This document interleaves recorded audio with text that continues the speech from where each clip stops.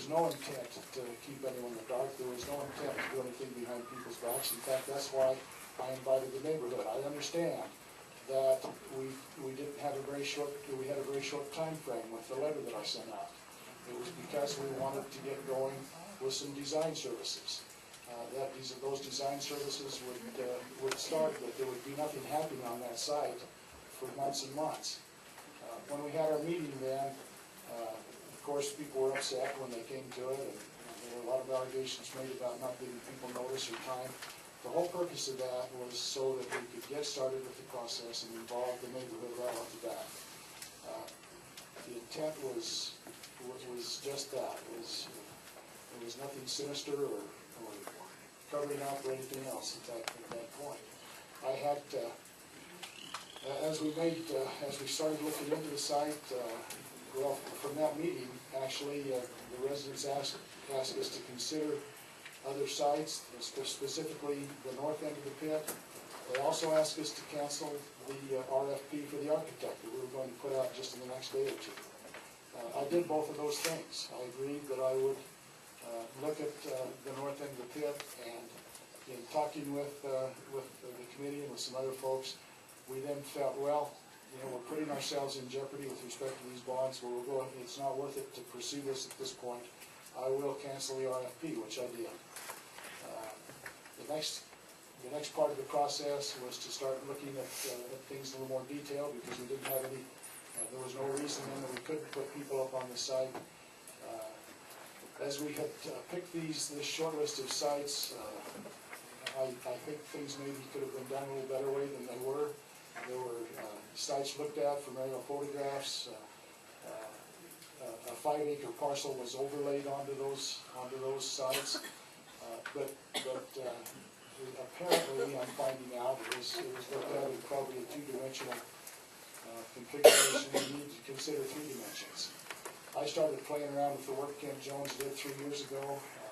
When the proposal first came out, Ken Jones had a preliminary or conceptual site plan of what a public works facility might look like up there. I started playing around with that and trying to fit a 5-acre parcel on that, and I could see that it looked like it was going to be awful tight to me. So rather than wait for an architect to get into the process and start to find out some of these facts, I had our city engineer go up there and check it and double check it. And it turns out that we cannot physically put a 5-acre parcel in that land on that piece of ground because of the topography and because of the excavation and those sorts of things. Now, we could do it at extreme expense if you talk about 40-foot retaining walls and all those kinds of things. But what I decided at that point, and checking with the city council, was that we better drop that site and start another process looking for other parcels. And that's what I informed Mr. Berube of last Friday. And that's where we are. We're right at the very beginning of the process. If I had to do it over again, I probably wouldn't try to involve the neighborhood so fast. I'd probably go through some of a formal public hearing process.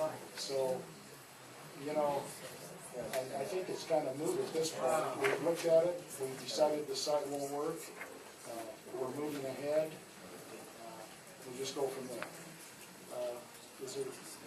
Wade, would you like to speak? Yes, I would. Thank you. First of all, I want to thank you all for coming. Realize that we do represent you.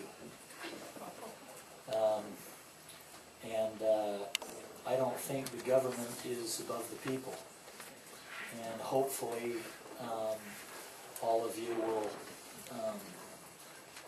know what all has transpired and how it transpired and so forth. But I was blindsided a little bit and frustrated, and I'm in 100%, I've talked to the mayor about this already, but I'm in 100% agreement with you.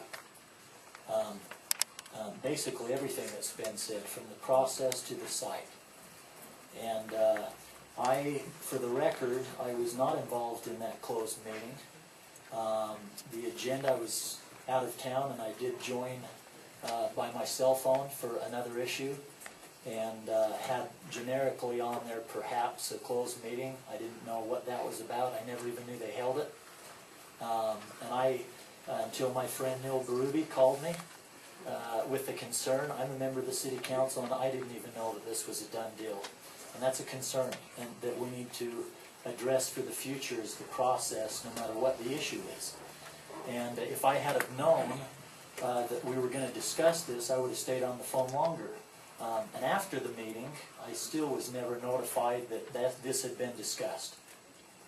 And so I was, as a member of the council and as a citizen, I was as frustrated as you are. And things, we do need to improve things. And I don't think we need to try to put that into the carpet. We do need to.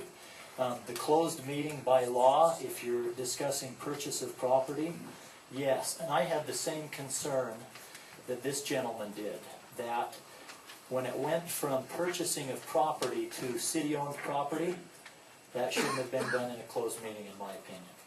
And that bothered me a lot, because we weren't then discussing purchase of property. We were, not a vote taken, but the words were, it's a done deal, and there's been a consensus with the council. When the citizens were met with, and when the newspaper was called, not when they were saying that everybody is together on the council, not once was it mentioned that I wasn't even present. And that bothered me. Not for political gain or anything. I just love this city, and I want to do what's right for the city. And but to try to group it together, like there's comfort in numbers, even if we did things a little bit wrong. I wish it had been more forthcoming in that I don't know how there could have been a consensus in a closed meeting, and I didn't know about it till Mr. Ruby called me. And I felt bad that I didn't have any answers, so that's why I met with you citizens, to get what was going on there.